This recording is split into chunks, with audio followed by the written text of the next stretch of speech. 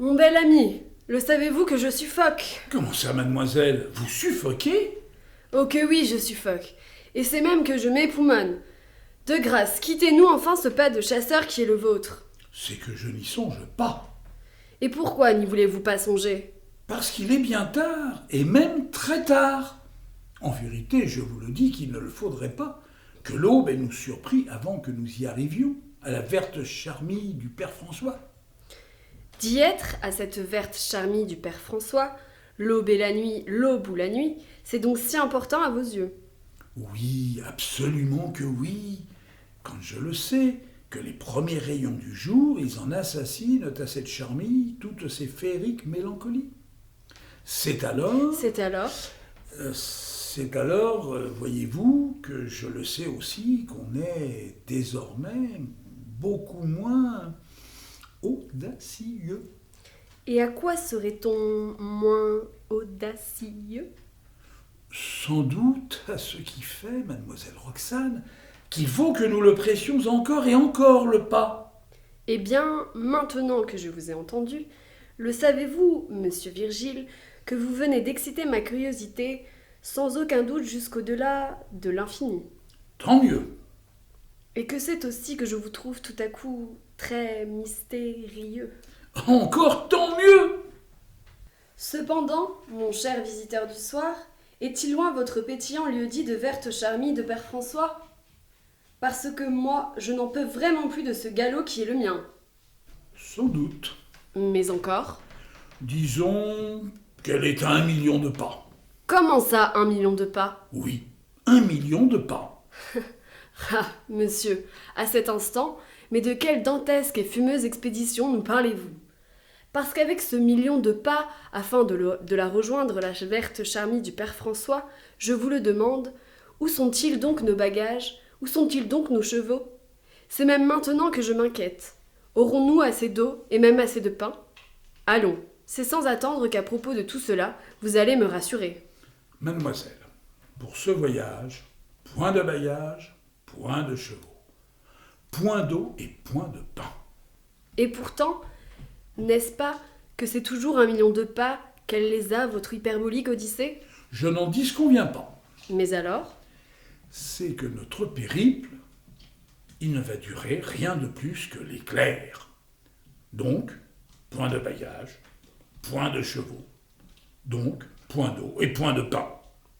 Oh, oh, à cet instant, songeriez-vous, mon cher Virgile, à quelques télépathiques et amusantes translations?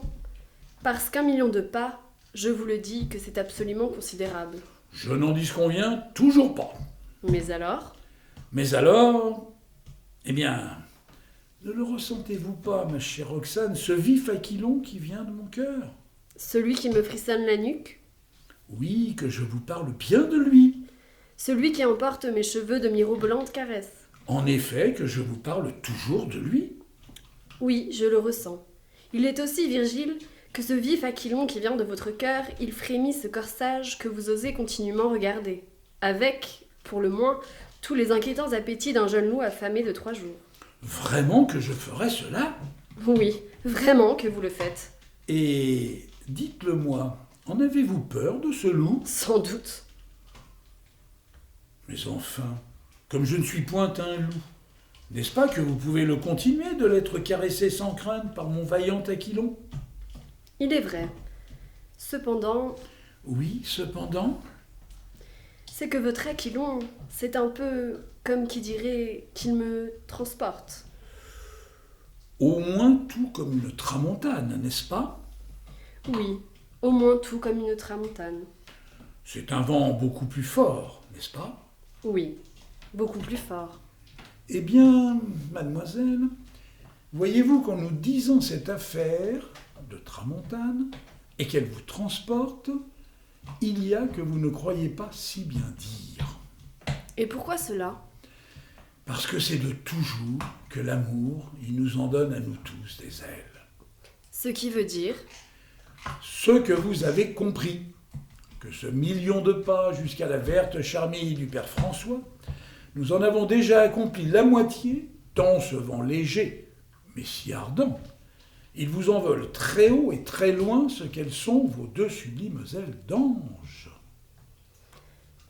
Ma foi, c'est tout ce qu'il y a de plus vrai que je l'aperçois déjà à votre charmille du père François. Eh tiens, ne vous l'avais-je pas dit que nous y serions comme l'éclair ? En effet, que vous me l'aviez dit. C'est aussi que je n'ai pas été sourde, et que vous nous avez parlé, n'est-ce pas, d'amour. Vous en êtes certaine ? Absolument sûr. Bah, pour que j'en sois venu à une telle liberté, c'est que sans doute que mon Boré, il aura tout simplement soufflé beaucoup trop fort. Toutefois, sachez-le, mon cher petit monsieur, que son inattendue et joyeuse intensité, elle ne m'a pas déplu et que je le veux bien qu'elle me caressât encore. Vraiment ? Oui, vraiment. Eh bien alors, ainsi que nous y sommes arrivés à la charmille du père François, car en effet que nous y sommes enfin arrivés, chère Roxane, c'était donc plus que vrai que ce million de pas, avant que de vous prendre par la main, ce n'était pour finir qu'un tout petit bout de chemin. Et à moi maintenant, quand je vous ai dit tout cela, n'est-ce pas que c'est maintenant qu'il faut me l'attendre, cette si jolie main qui est la vôtre ? Puisqu'il le faut, la voici cette main, mon cher petit monsieur de poète. Car bien entendu, n'est-ce pas, que parfois vous nous en écrivez des vers. Ma chère Roxane, sachez-le que c'est déjà que je les écris sur tous les nuages du ciel, dès que je pense à vous. Oh oh, dites-moi, monsieur Virgile, mais quelles sont ces rudes violences qui vous hantent tout à coup ? Violence ? Mais de quelle violence parlons-nous, je vous prie ? De celle-ci que vous êtes à faire et à me refaire, je vous le dis. Si vous avez des pensées qui me flattent, il est des actions qui tout à fait me rebutent. Et qui sont ? Ce désir de péché qui vous ronge les seins. Toutefois, un petit baiser sur votre front, ce ne serait là qu'une toute petite pécadille. Certes que non, quand vous avez déjà vos deux mains de pécheur sur mes deux reins. Allons, au lieu de ces privautés, regardez comme c'est donc joli que tout cela. Quoi donc ? Ce que je vois. Et que faudrait-il que je voie ? Ce délicat ver luisant qui rampe à nos pieds. Oh, moi, en fait de lombrique, comme une torche, je ne vois que cette épaule qui brille de l'éclat de la lune. En fait de lune, c'est aussi que je le sais que vous voulez y grimper dessus. Par pitié, contez-nous plutôt ces lucioles qui scintillent les branches de ce bosquet, telle une ville qu'on voit des cieux. Et moi, je ne vais en compter que 2 de vos lucioles, et ce seront vos yeux. De grâce, intéressez-vous à ce ver luisant qui se tortille sur ce buis. Certes non, quand il n'a pas l'éclat de votre regard. Par la Vierge Marie, allez-vous enfin abandonner ce désir de pillage ? Sans doute que non. Tout de même, je ne suis pas une citadelle en temps de guerre.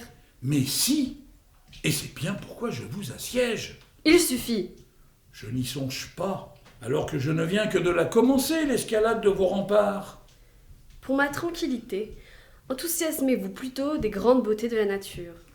Pour vous dire le vrai, c'est déjà que moi je n'y trouve aucun plaisir. Et moi, c'est à votre inventaire que je n'ai pas de plaisir. Et pourtant, n'est-ce pas qu'on le sait, que vous le désirez beaucoup d'y venir à ce plaisir ?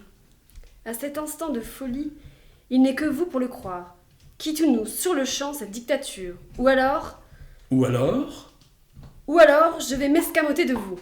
Voilà qui serait en effet un bien vilain tour de magie. Mais je vous le dis, que vous n'y viendrez pas maintenant que je vous obéis. À ce que je vois, il y a cependant que vous n'en faites presque rien. Cela vous déplaît donc tant, cela, que je l'embrasse, cette main ?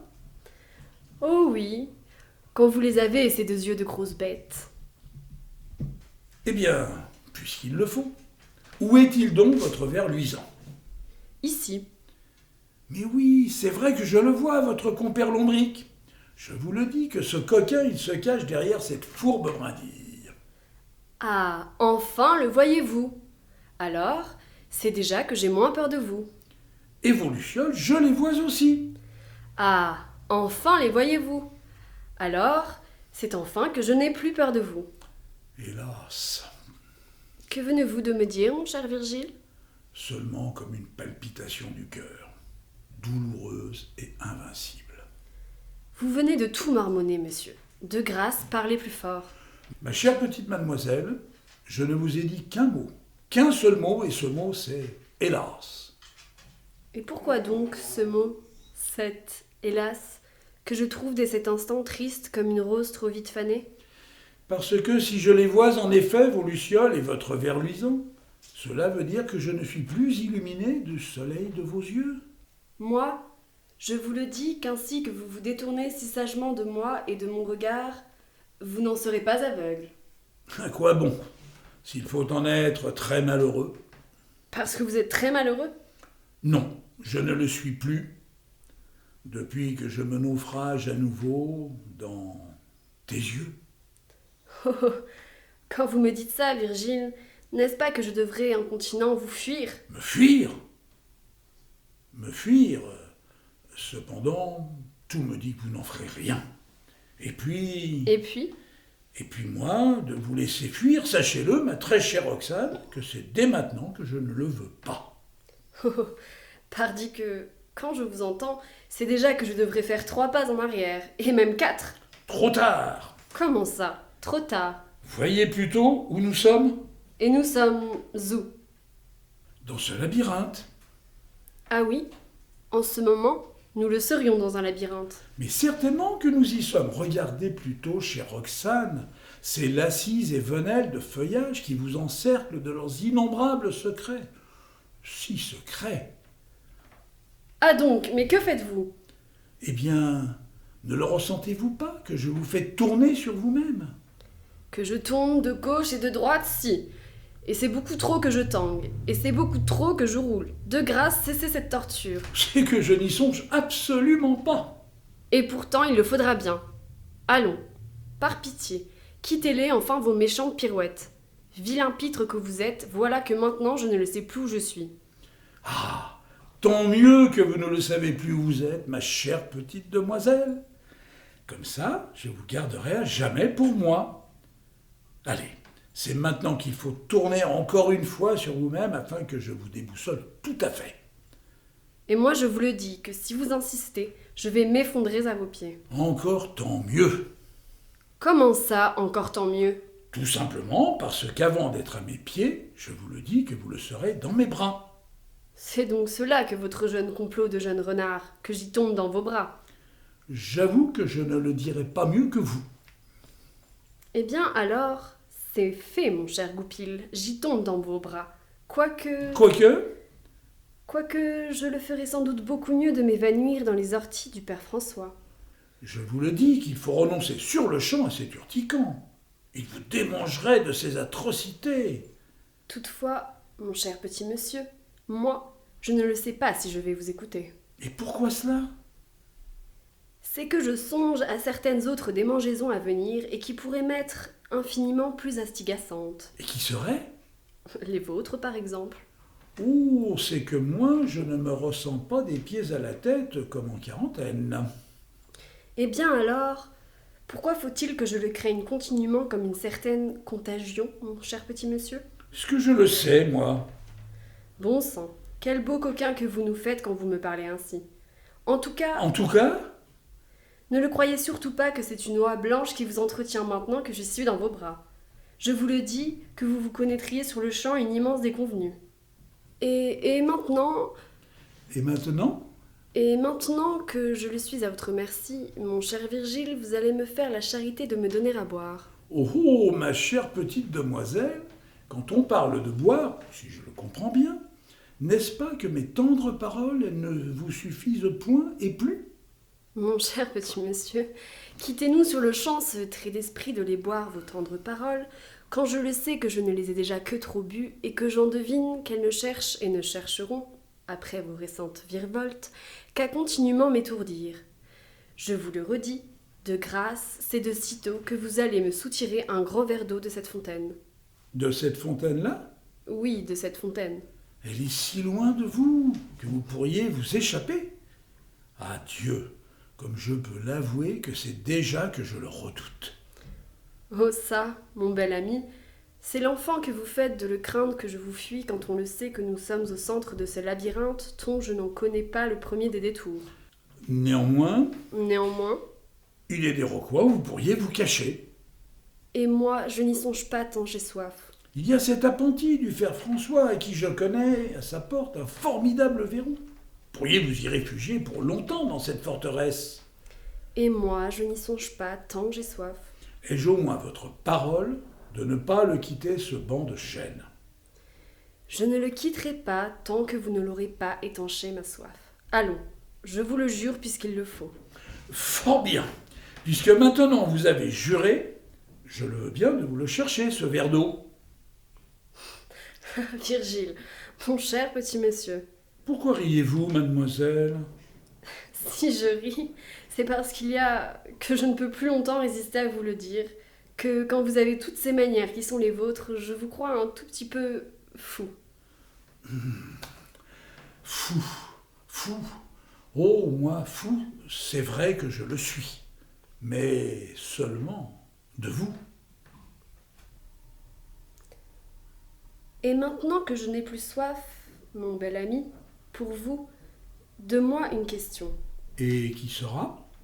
Qui est ce père François dont vous m'avez tant rebattu les oreilles? J'imagine que c'est sans doute quelqu'un... Mais encore? Est-ce que je sais, moi?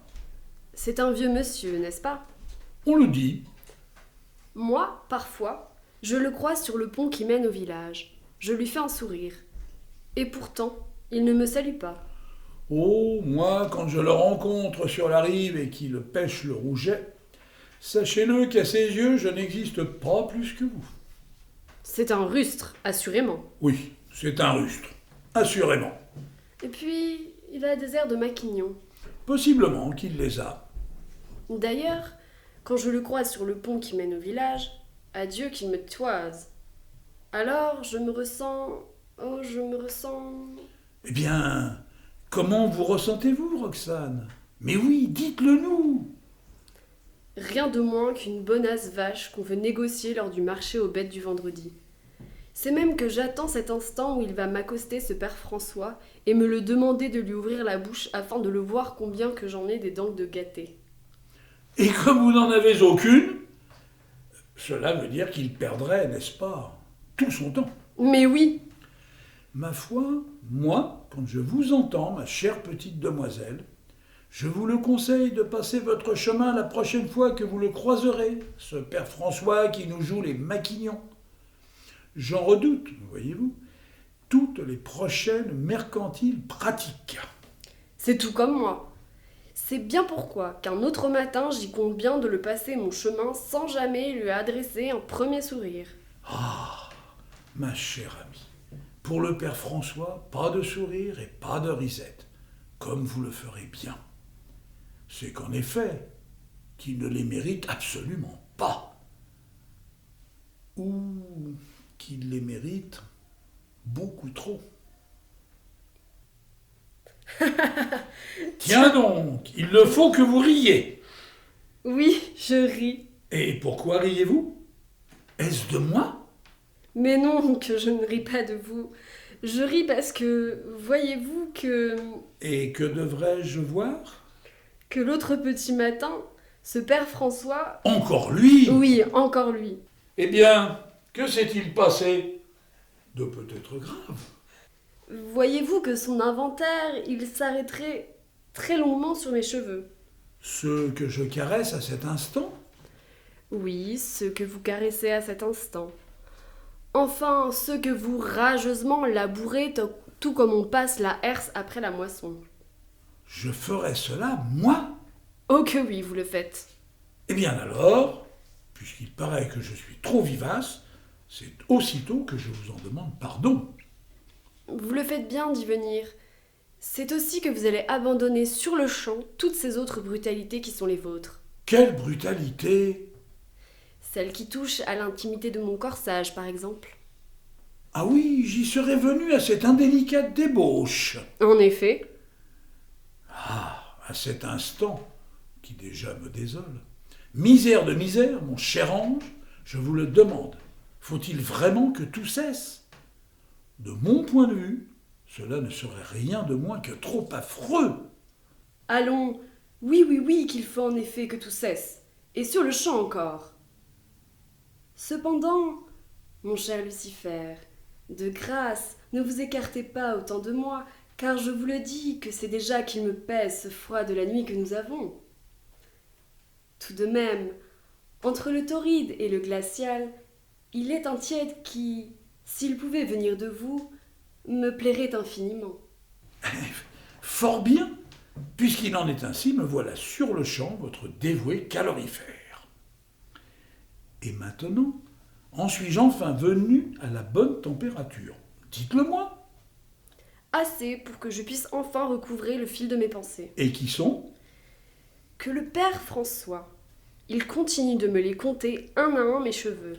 Comme je le comprends. Ils sont si beaux. Sauf que je me ressens tout à coup telle une jument dont on voudrait bien la flatter la crinière.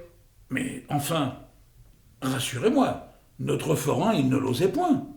Non, et sans aucun doute seulement parce que monsieur le second vicaire et son bréviaire, il s'en venait par le pont que vous connaissez. Pour cette bonne action qui a été la leur, moi je vous le dis, qu'à la quête de dimanche prochain, notre second vicaire et son bréviaire, je les nantirai de 10 braves sous. Vous le ferez bien. Et moi je vous le dis que je le ferai aussi quand ce ne sera là que récompenser une très salutaire action. Dites-moi, Oui, ma chère beauté ? le savez-vous pourquoi il s'obstine de toujours marcher le front bas et le regard fuyant, notre possible Maquignon ? Est-ce que je le sais, moi ? Et puis, pourquoi a-t-il constamment cette large capuche qui lui mange le visage, à ne pas vouloir être reconnu de personne ? Est-ce que je le sais, moi ? Pour vous dire le juste fond de ma pensée, mon cher petit monsieur. Et n'est-ce pas que ce juste fond, je me dois de le ressentir déjà comme absolument insondable ? Et vous en aurez définitivement raison quand je vais ici vous le dire que parfois, mon père François, parfois il marche voûté et parfois il marche droit. Voûté ! Avant que l'on ne vous voie, belle Roxane, oui, bien sûr que l'on va pérégriner voûté. Mais après cette apparition, bien entendu que l'on va en venir à l'érection. Oh, tout de même, mon cher Virgile, en voilà bien un de drôles de miracles que je peux faire au père François. Moi, c'est tout ce que je pense. Toutefois, non, rien. Tenez, faites-nous cette bonne charité de me redonner à boire. Après tout ce que vous avez bu, vous avez encore soif ? Oui que j'ai encore soif, et même beaucoup. Toutefois, Le savez-vous que je vous écoute ? Toutefois, ne le trouvez-vous pas, mon excellent ami, comme vos deux corpulences, à tous deux, à vous et au père François, elles se ressemblent, elles se miment, et que pour finir, elles se confondent. ma foi, à cette dernière confusion, jusqu'à ce jour, je n'y avais jamais prêté un commencement d'attention. Ma foi, moi à cet instant, quand vous nous parlez de foi, mon toujours cher ami, je n'en doute pas que vous nous l'ayez de très mauvaise cette fois. Mais enfin, chère Roxane, quand vous nous parlez ainsi, que voulez-vous donc nous insinuer ? Rien, mon cher Virgile, absolument rien. C'est-à-dire tout. Vertuchou, et maintenant, où allez-vous de vos si inattendus petits pas, ma très chère petite beauté ? J'espère que vous ne songez pas à me fuir, quand moi j'ai encore beaucoup à vous dire. Oh, c'est que c'est vous, que ce n'est que vous, mon cher Virgile, qui allez bientôt me fuir. Ah donc ? Oui, ah donc, quand je l'aurai trouvé ce que je cherche. Et qui est ? Ce qui est long et souple et brutal, ainsi qu'un flagelle. Vous songez à une verge ? Oui. Ou à une badine ? Oui. Et pourquoi se faire ? Parce qu'il est tout près de moi, quelqu'un qui le mérite sur son rable une dévouée punition. C'est-à-dire qu'on parle de moi, n'est-ce pas ? En effet, mon bel ami, que vous êtes depuis un petit moment le vif lauréat de ma colère. La raison de ce premier prix, je vous prie? Parce qu'à votre dernière récitation, vous n'en avez même pas mérité l'accessit. N'est-ce pas qu'il le vaudrait mieux pour moi que je n'y figurasse pas sur votre tableau d'honneur? En effet, quand vous allez nous rejoindre sur le champ, le fond de la classe avec 100 lignes et un bonnet d'âne. J'aurais donc tant déplu. Oui, quand, tout à l'heure, vous n'avez pas voulu le reconnaître que vous nous avez joué les maquignons ce matin sur le pont. Ainsi vous m'avez reconnu. Oui, da. Et ma punition sera? 10 coups de ce bâton. Vous n'en ferez rien. J'en doute. Vous aurez pitié de J'en moi. doute. De grâce, Roxane, abandonnez de sitôt cette sordide vengeance qui est la vôtre. Que nenni. Même si je vous le dis à genoux que je vous aime? Cela vaut-il que je la lève, la punition? Moi, je n'en suis pas si sûre. Sans doute que si, quand je vais vous le redire tout de suite que je vous aime. À vous entendre, je ne réfléchis qu'à un sursis, un tout petit sursis. Que vous êtes cruel. Et que cela ne vous rend pas belle. Moi, c'est ici que j'implore l'amnistie. Votre amnistie? Non, pas d'amnistie. Pauvre de moi. Et maintenant, s'achève le sursis. Pauvre de moi une fois de plus. Aïe. Tenez, voici un autre coup. De grâce encore, épargnez ma rotule. Et puis maintenant mon dos. Certainement pas. Aïe, pitié, si vous avez un cœur, c'est maintenant que vous allez me laisser l'acheter, votre férule. Mon cher méchant, sachez-le, qu'elle n'est pas à vendre, même pour un double souverain. Mademoiselle, quel dommage que cette cinglante défausse à laquelle vous osez me soumettre. Si vous le voulez, votre terrible gourdin, je le veux bien de vous l'acheter à tempérament. N'y songez pas, mon cher Virgile, à ce dernier puéril crédit, car de mon flagelle, je vais continuer de vous en faire plusieurs fois la location. Fort bien. Mais alors, ne comptez pas sur votre serviteur pour vous en honorer, et les charges, et tout autant le terme. Peu importe, quand, de ce que je vous loge comme coup, c'est moi qui en ai signé le bail. Aïe, par le Christ roi, mais cessez donc, puisqu'on vous le redit encore, que l'on vous aime. Qu'avez-vous dit? Ce que vous avez entendu, pardi. Ainsi, à ce qu'il paraît, vous m'aimez. À la folie. Cet amour que vous avez pour moi, il ne veut peut-être que détourner ce châtiment que vous n'avez que trop mérité. Mon cher juge, après cet énorme aveu que je viens de vous faire, et maintenant que je suis à vos genoux, tout de même, ne me le dites pas que vous n'allez pas enfin la cesser, ma punition. Hélas, si que je vais y venir. Allez, je vous pardonne. C'est pourquoi vous pouvez l'embrasser, la main que je vous tends. Merci de cette bonne grâce. Cependant, une main, dites-vous, comme c'est bien peu. C'est bien assez pour le fripon que vous êtes, quand, moi, je le sais que c'est déjà beaucoup, et beaucoup trop. Et d'ailleurs, que faites-vous? Ce que je fais qui vous affole. Ma main ne vous suffit donc pas. Oui, quand on y peut mettre en pâture assez de baisers. Ah, mon cher ami, en effet que vous me torturez le bras. C'est qu'il le faut bien que je le défriche, féminin tarpan, avant que d'en pouvoir connaître les moissons. Et carogne que vous êtes. S'il vous plaît, mon bel ami, moins de violence.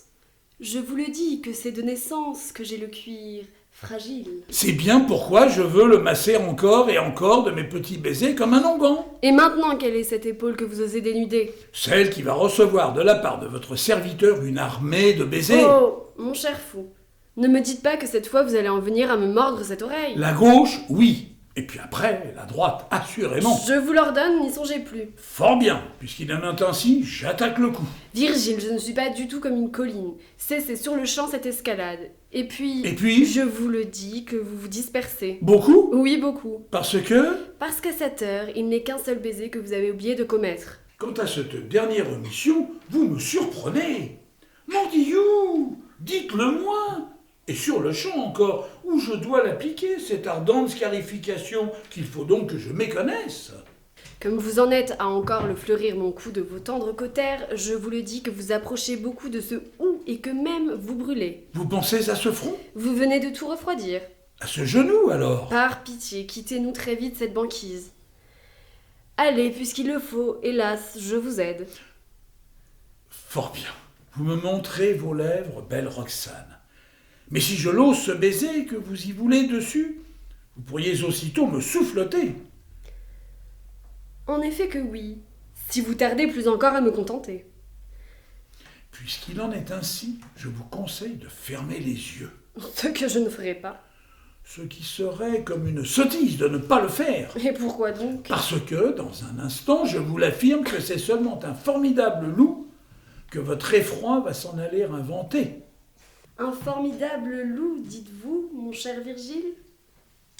Eh bien, puisqu'il en est ainsi, après m'avoir épuisé d'1 million de pas, c'est sur le champ, Virgile, mon beau et grand loup que vous êtes, que votre petit chaperon rouge, vous allez le dévorer d'1 million de baisers.